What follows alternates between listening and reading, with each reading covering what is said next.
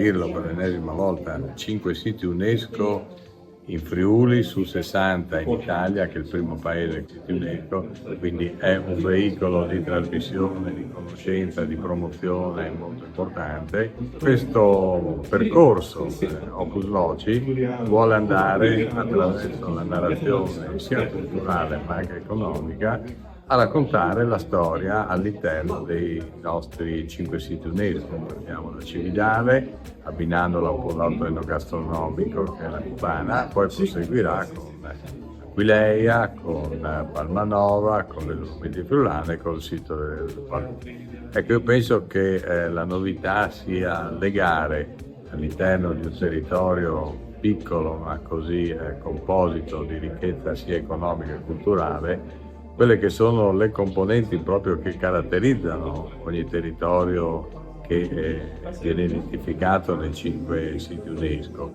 ma mixandolo con queste edizioni di narrazione con la produzione agroalimentare. Sì, è un'attività molto importante perché ci permette attraverso i giornalisti e quindi le testate con cui loro collaborano di promuovere la nostra regione attraverso dei territori, attraverso dei prodotti, attraverso dei musei, attraverso tutto quello che è la bellezza del nostro territorio. Per cui è un'attività che noi prepariamo nei mesi precedenti, sosteniamo durante queste visite e supportiamo anche nei mesi successivi. Per cui è un'attività che per noi riguarda tutto il corso dell'anno, collaborare con giornalisti che poi saranno presenti sul territorio.